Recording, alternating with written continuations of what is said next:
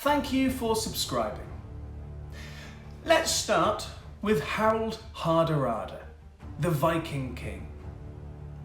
Hardarada was the king of Norway and was an experienced veteran on the battlefield. At a young age, he travelled across Europe working as a mercenary for hire. He was also given a position of the Varangian, a guard in the Byzantine Empire. After making a fortune for himself, he went back to Norway to serve as king. Hardarada believed that the English throne was his birthright, as it had been fought over by the Anglo-Saxons and his Viking ancestors. Even his own ancestor, King Canute, once ruled England. Hardarada wanted to take back the throne as a final conquest to turn him into a legend. Then we have William. He was King Edward's distant cousin, a blood relation. Seems the obvious choice, right? He was also the Duke of Normandy, a title that angered a lot of people since he was born out of wedlock. He'd spent a lot of his youth avoiding assignations and fighting rebellions, which helped him grow a reputation for being a clever tactician and a strong leader. It was alleged that King Edward even offered him the English throne after his death. This, with support from the Pope as well, gave him a very strong candidacy to be crowned king. And finally, Harold Godwinson, a powerful and wealthy English nobleman. Godwinson was the Earl of Wessex. He was also the king's brother-in-law and believed that being a close advisor to King Edward gave him the biggest claim to the throne more than anyone else. He also claimed that it was Edward's dying wish for Godwinson to take the crown. Apparently. We have Harald Hardarada in Norway, Harold Godwinson in England, and William, Duke of Normandy in Normandy. Only one could win, so place your bets. Who do you think is going to take the win? Don't Google it, you'll only ruin it for yourself. On the very afternoon of King Edward's death, Godwinson self-proclaims himself King of England. This infuriates both Hardarada and William, and they both declare war on the English. William and his army gather ships to set sail over to England. However, the wind is blowing in the wrong direction and they can't get out of France. So the Normans have to wait their turn. Hardarada has the weather on his side, and with the help of Godwinson's exiled brother, Tostig, they gather 300 ships and 11,000 men before setting sail from Scandinavia across the North Sea to the northeastern coast of England. Docking near the old Viking city of York, they defeat a small army protecting the area, claiming the region for themselves. This forces Godwinson to change focus and concentrate on Hardarada. He thinks that if William is stuck across the sea and therefore is not yet a threat, he might as well face Hardarada. Perhaps it'll make William think twice and scare him off if he sees the English take on the Vikings. So that's what he does. With 15,000 men, Godwinson impressively marches 185 miles in just 4 days to meet Hardarada at the Battle of Stamford Bridge. And no, Chelsea fans, it has nothing to do with your stadium.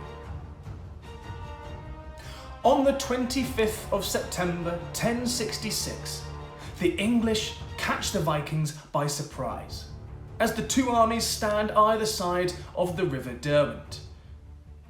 According to legend, a single Viking warrior blocked the only bridge across the river, cutting down any English soldier that tried to cross. The only way the English could take him out was to get in a barrel, travel down the river, and attack from beneath the bridge. The Vikings were unprepared for the attack. Many of them weren't even wearing their battle armour, which is the equivalent of being caught with your trousers down.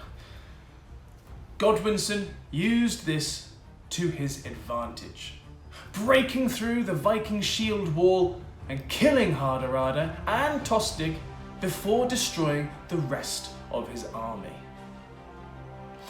After surrendering to the English on the agreement to never invade again, only 24 of the ships were needed to take the survivors home.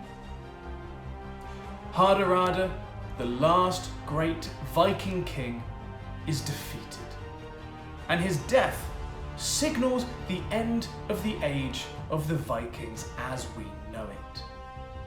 Godwinson's victory is short-lived, as whilst he was up fighting with Hardarada, the wind had changed its course, meaning William and his Norman army could now sail across the Channel. With 14,000 men and 700 ships, they landed in the south of England in Pevensey and set up camp in Hastings. William decided to burn down a few villages, taunting Godwinson to face him. Godwinson has to make a choice. Either play it safe and march back to London to defend his capital, or take the long journey to face William and the Norman army in combat. Yeah, you've guessed it, he chose the latter, in the mindset that the sooner he can finish William off, the sooner he can reign as king. With that, he orders his men to march for 2 weeks, just days after defeating the Vikings. On the 14th of October 1066, Godwinson's army arrive at the Battle of Hastings. And as you can imagine, they are exhausted. Did you know the Battle of Hastings didn't take place in Hastings? It was actually held in a place called Battle. But I suppose the Battle of Battle doesn't have the same ring to it.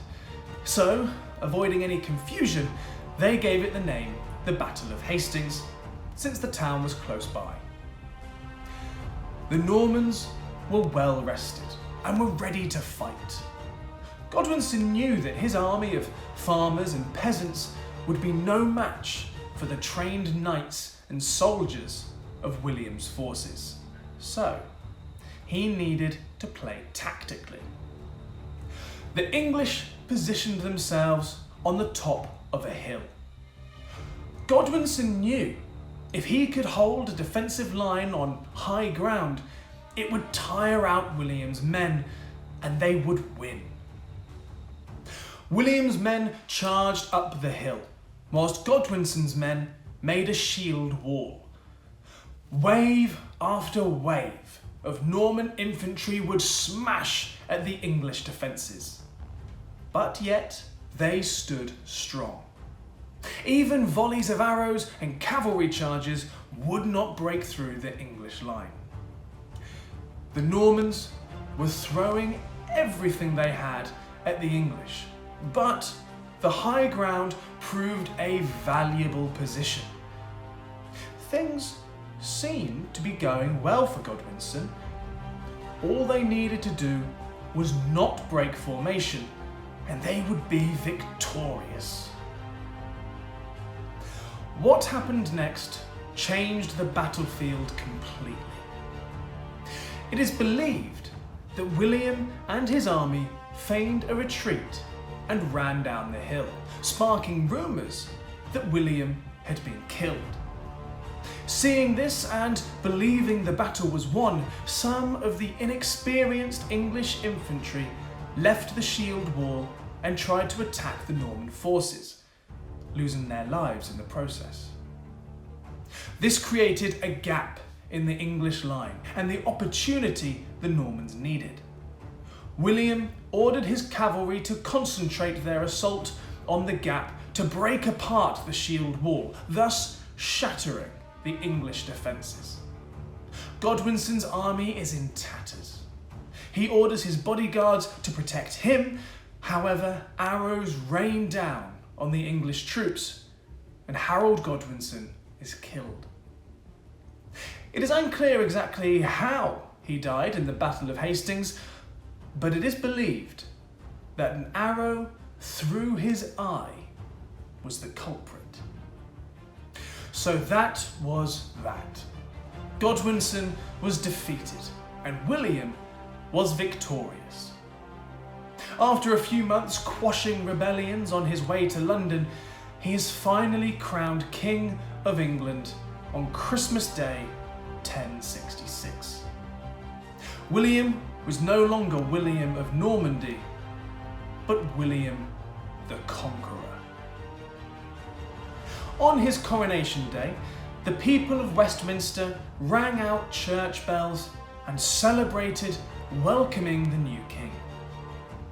In an hour of judgment, as William didn't speak a word of English and thought the commoners were rebelling against him, he burns all their houses to the ground. Not a great first day on the job. William changed England forever, building castles like the Tower of London and Windsor Castle. He introduced the feudal system, which gave William and his friends more power and even changed how we speak by using the Norman dialect to romanticize the English language, which is still used to this day. Every English monarch who ruled after William, including our Queen Elizabeth II, is a descendant of the Norman-born king.